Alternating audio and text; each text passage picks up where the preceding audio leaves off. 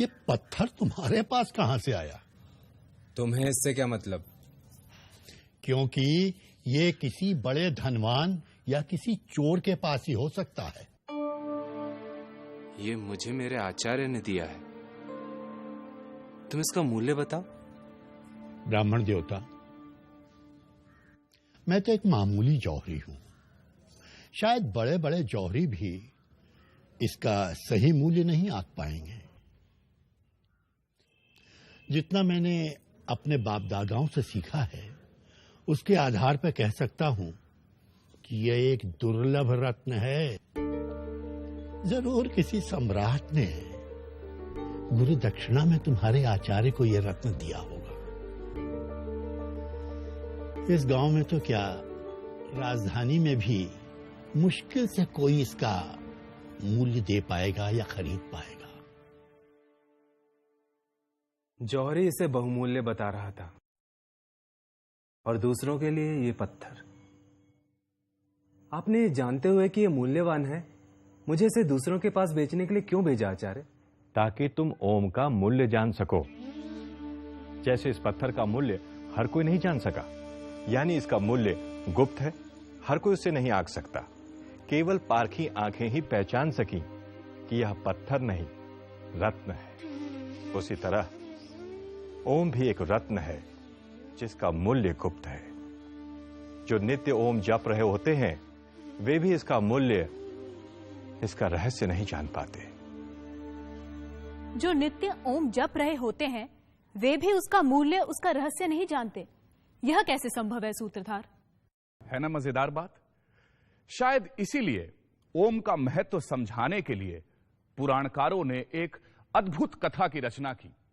भारतीय पौराणिक परंपराओं के जाने पहचाने पात्र और कथा ओम के अर्थ की।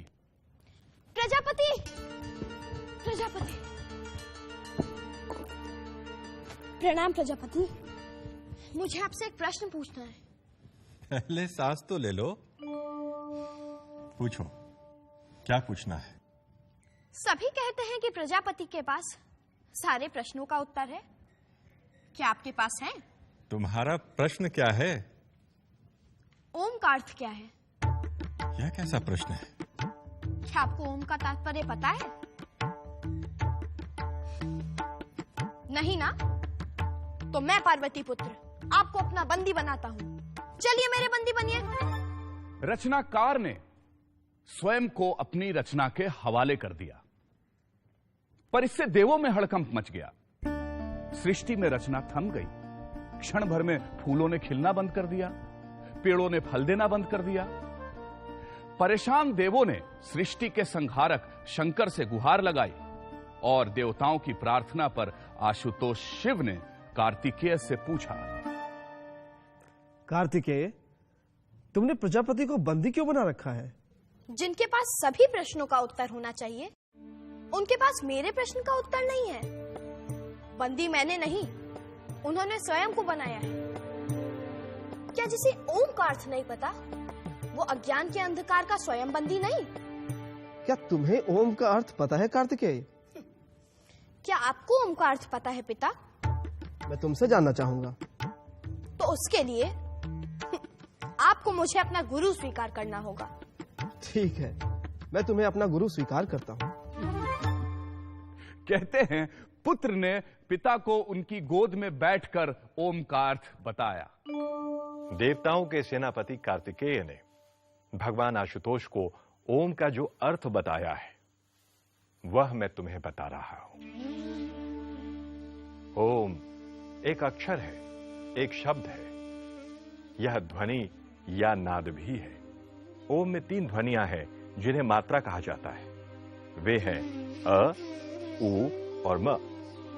जब अ और उ मिल जाते हैं तो ओ बनता है, और जब इस ओ से म जुड़ जाता है तब ओम बनता है। किसी भी व्यक्ति की, चाहे उसकी मातृभाषा कोई भी क्यों ना हो, जब वह उच्चारण के लिए मुंह खोलता है तो स्वाभाविक अकार की ध्वनि ही निकलती है, और जब वह उच्चारण के अनंतर मुंह बंद करता है तब केवल मकार की ध्वनि सुनाई पड़ती है। और जब वह ओटो को पास लाकर मुंह को आधा खुला और आधा बंद रखता है, तब ऊकार की नैसर्गिक ध्वनि सुनाई पड़ती है। यानी जब मुंह खोलते हैं तो अ, मुंह बंद करते हैं तो म, और दोनों के बीच ऊ की ध्वनि सुनाई देती है। इसलिए सारी भाषाओं की सारी ध्वनियां, चाहे वे स्वर हों या व्यंजन, वे सब ओंकार के अंतर्गत ही आती हैं। इसलिए ओम विशिष्ट वैश्विक ध्वनि है।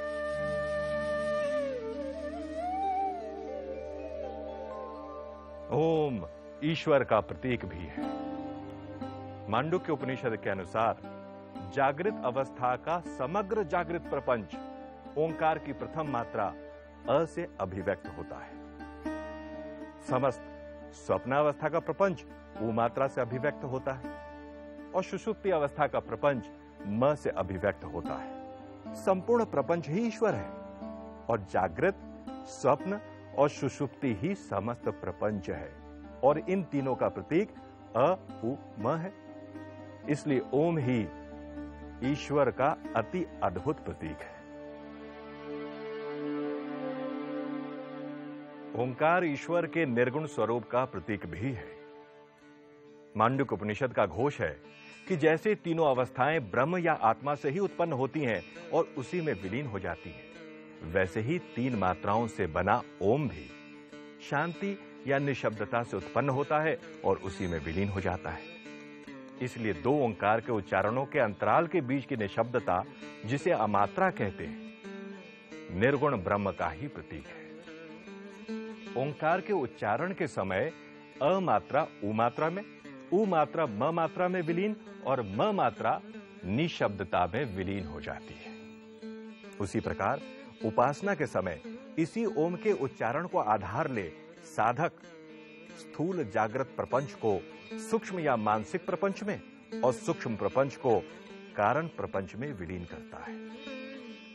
आगे उसका भी अतिक्रमण कर वह केवल शांत निर्गुण शांतम शिवम अद्वैतम आत्मा में ही स्थिर हो जाता है। यही ओंकार उपासना की चरम सीमा है। यानी ओम वह सब अभिव्यक्त करता है जो कुछ अस्तित्व में है और जो समूचे अस्तित्व का मूल है, और जो सबसे परे है वह भी। ओम को प्रणव भी कहते हैं, यानी वह जिसके द्वारा ईश्वर की स्तुति की जाती है। सूत्रधार ओम का दार्शनिक अर्थ तो मैं समझ गई, पर बहुत से मंत्रों और प्रार्थनाओं में प्रारंभ में ओम क्यों कहा जाता है? जैसे ओम नमः शिवाय, ओम नमो नारायणाय, ओम नमो भगवते वासुदेवाय इत्यादि। नटी, ऐसा कहा जाता है कि ईश्वर ने संसार की रचना ओम और अथ का उच्चारण करने के पश्चात आरंभ की थी। इसीलिए ऐसी मान्यता है कि किसी भी कठिन कार्य को आरंभ करने के पहले ओम के उच्चारण की ध्वनि शुभ होती है। इसीलिए बहुत से मंत्र और वैदिक प्रार्थनाएं ओम से ही आरंभ होती हैं। इतना ही नहीं, दैनिक जीवन में अभिवादन के लिए भी ओम का प्रयोग किया जाता है, जैसे हरि ओम। तो नटी, इस प्रकार ओम सब कुछ व्यक्त करता है, जीवन का लक्ष्य और उस लक्ष्य तक पहुंचने का साधन, जगत और उसका अधिष्ठान रूप सत्य। तो फिर प्रजापति का क्या हुआ सूत्रधार? उन्हें तो छूटना ही था नटी, पर उनके बंदी होने के कारण देवताओं और मनुष्यों ने ओम का गूढ़ार्थ जाना।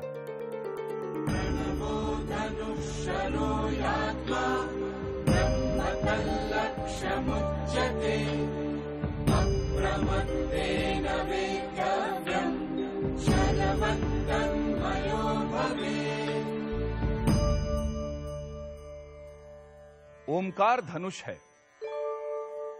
जीवात्मा बाण है और अक्षर ब्रह्म उसका लक्ष्य कहा गया है। बड़ी सावधानी से उस लक्ष्य का वेध करना चाहिए और लक्ष्य वेध के बाद बाण के समान लक्ष्य के साथ एक हो जाना चाहिए।